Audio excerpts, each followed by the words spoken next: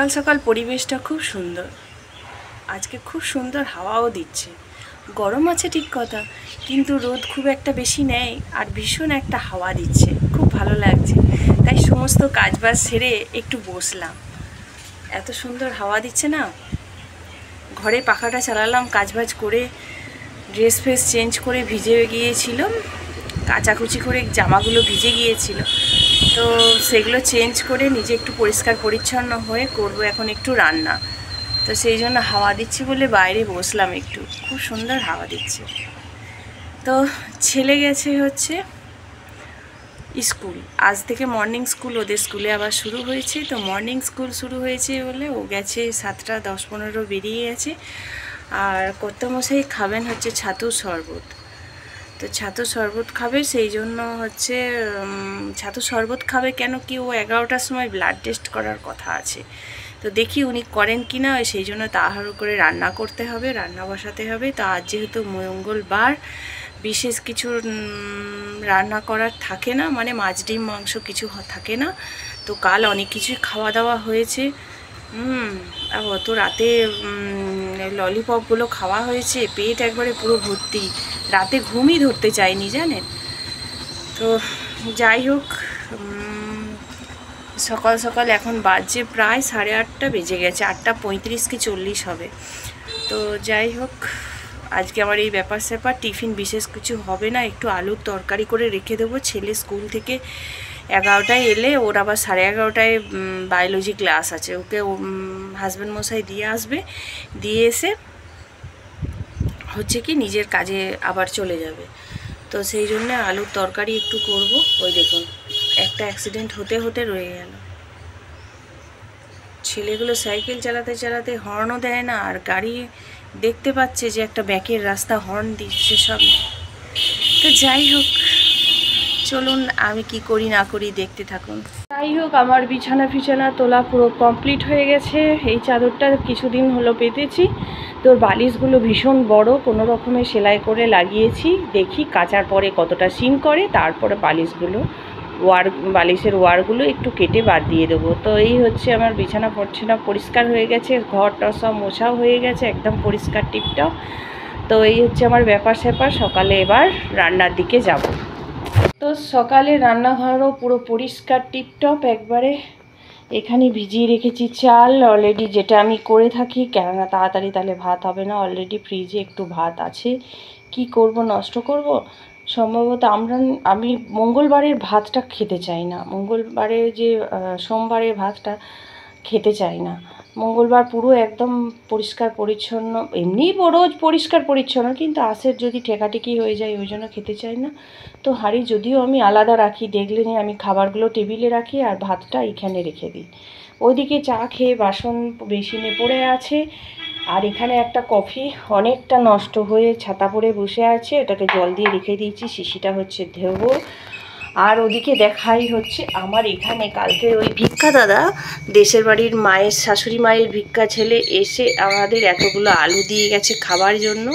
ওনার চাষের আলু, এগুলোকে ধুয়ে সব রেখে দিয়েছি পরিষ্কার পরিচ্ছন্ন করে। তো আজ হচ্ছে মানে বলি, কেউ যদি এই আলু দেয় মানে সোনার চেয়ে বহুমূল্য এখন হচ্ছে আলু।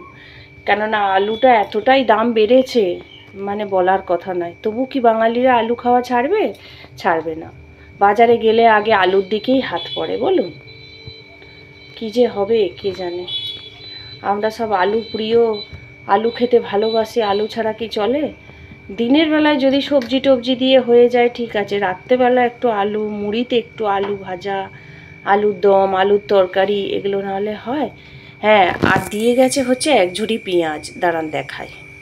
এই যে 1 ঝুড়ি পেঁয়াজ, এগুলো মনে হয় কাদা পেঁয়াজ বলে না কি বলে জানি না। তো যাই হোক, দিয়ে গেছে হচ্ছে 1 ঝুড়ি পেঁয়াজ। এটা আলাদা রেখেছি, আলুর সাথে ঠেকাইনি। তো এই হচ্ছে কালকের সব পরিষ্কার করে পেঁয়াজগুলো রেখে দিয়েছি ঝুড়িতে, তলায় প্লাস্টিক দিয়ে।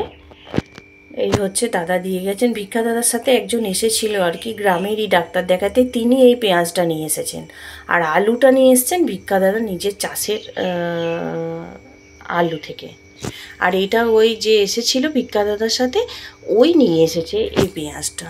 তো যাই হোক, খাবো, কেউ কিছু দিলে বেশি ভালো লাগে। এদিকে আজ হবে বিড়ির ডাল, তাই বিড়ির ডালটাও আমি ধুয়ে ভিজিয়ে নিয়েছি, এই যেখানে ভিজিয়ে নিয়েছি। আর এদিকে দেখাই কি তরকারি হবে না হবে। পটলগুলো খুবই হলুদ হয়ে যাচ্ছিল, এই পটলটা এত বড় বড় যে ছেলে খেতে চাইবে না বড় বড় করলে, ওই জন্য মাঝে চিড়ে দিলাম। হবে হচ্ছে দই পটল। এইদিকে করলা একটাই ছিল, বীজগুলো মোটা মোটা হয়ে গিয়েছিল, ওই জন্য বীজগুলো কিছু কিছু বীজ আমি ছাড়িয়ে রেখে ফেলে দিয়েছি।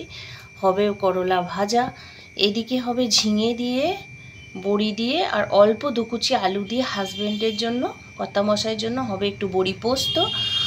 আর এই আলু আমাদের হবে সিম্পল আলু পোস্ত আমার আর ছেলের জন্য। আর এখানে আলু, কুমড়ো আর বেগুন আর টমেটো নিয়ে নিয়েছি, হবে ছেলে স্কুল থেকে এলে টিফিনে হবে হচ্ছে একটা তরকারি। এই তরকারিটা দিয়ে মুড়ি খেয়ে ও যাবে পড়তে। এই হচ্ছে আমার ব্যাপার স্যাপার। এইদিকে খোসাগুলো আমি গাছের এক কোণে, বাগানের এক কোণে রেখে দেবো, এগুলো সার হবে। তো এই হচ্ছে আমার সকালের কাটাকুটির পর্ব শেষ, এবার রান্না বসাবো ঝটপট। তো চলে এসেছি, রান্নাটা বসাতেও শুরু করে দিয়েছি অলরেডি। করলাগুলো আমি নুন হলুদ মাখিয়ে নিয়ে তেলে ভেজে নেব।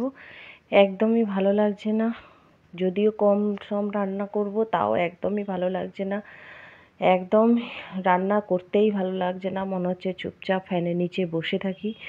খুবই বিচ্ছিরি ওয়েদার, দমফাটা ওয়েদার, আর মাঝে মাঝে হাঁপ ছাড়ছি। করলা ভাজার পরে পটলটাও ভেজে নিয়েছি। পটলটা হবে শুধু ছেলের আর আমার জন্য। কর্তামশাই খান না পটল, ছোট থেকেই নাকি পটল খান না। তো এই পটলের গল্প একদিন শোনাবো। ওইদিকে কর্তামশাইয়ের পোস্তর জন্য বড়ি ভেজে নিয়েছি, ওদিকে আলু পোস্তর আলু ভাজা হচ্ছে, মানে সিদ্ধ হচ্ছে, জল ফেলে রেখে দেবো আর কি আলুর। আমি আলু রান্না করি সবসময় জল ফেলে। এইদিকে আমি একটা রান্নার পরে নিজের জন্য একটু সময় বার করে নিলাম। আজ করব একটু মুখের পরিচর্যা। আজ হচ্ছে চাল গুঁড়ি, সামান্য এক ফোঁটা লেবুর রস আর কাঁচা দুধ, বাস এই দিয়ে আমি একটু মুখটা স্ক্রাবিং করে নেব। মুখটা বেশ কেমন একটা ঘামাচি ঘামাচি পাড়া, মানে খুব ঘন র্যাশের মতো বেরিয়েছে, ভাবছি এটা একটু করি, তাহলে যদি মুখটা একটু ফ্রেশ লাগে। তো যাই হোক, দুধটা দিয়ে আমি ভালো করে মাখিয়ে নেব। আর মাখানোর পরে দেখছি একটু টাইট লাগছে, ওই জন্য আরেকটু 2 ফোঁটা দুধ নিয়ে নিলাম, আরেকটু কাঁচা দুধ নেওয়ার পরে এটাকে আরেকটু নাড়িয়ে চাড়িয়ে দেবেন। আপনাদের ঘরে কাঁচা দুধ থাকলেই দেবেন, ফুটানো দুধে কিন্তু এটা হবে না।